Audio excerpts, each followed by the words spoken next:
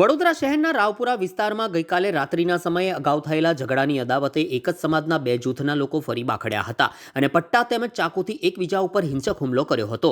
આ સમગ્ર ઘટનામાં લોહીલુહાણ થઈ ગયેલા ઇજાગ્રસ્તોને એસએસજી હોસ્પિટલમાં ખસેડાયા હતા. રાવપુરા વિસ્તારમાં એક રેસ્ટોરન્ટ પાસે ઇમરાન પઠાણ પાણીપુરી ખાઈ રહ્યો હતો. તે દરમિયાન મોહસિન અને અરશદ બાપુ નામની વ્યક્તિઓ ત્યાં આવી પહોંચ્યા હતા અને બંને જૂથના લોકો અગાઉ થયેલા ઝઘડાની અદાવતે ફરી બાખડ્યા હતા અને જાહેરમાં મારામારી કરી રહ્યા હતા. ત્યારબાદ એકબીજા પર પટ્ટાથી હુમલો કર્યો હતો. ત્યારબાદ અરશદ બાપુએ ખિસ્સામાંથી ચાકુ કાઢીને ઇમરાન પઠાણ પર હુમલો કર્યો હતો. ઇમરાન પઠાણે પણ અરશદના હાથમાંથી ચાકુ છીનવી લઈને મોહસિન પર હુમલો કર્યો હતો. જાહેરમાં થયેલી હિંસક મારામારીના કારણે સ્થળ ઉપર લોકોના ટોળા ભેગા થઈ ગયા હતા. એકબીજા પર ચાકુથી હુમલો કર્યો હોય ઇજાગ્રસ્તોની સારવાર માટે એસએસજી હોસ્પિટલમાં ખસેડવામાં આવ્યા હતા. જ્યારે આ સમગ્ર ઘટનાના સીસીટીવી ફૂટેજ પણ સામે આવ્યા હતા.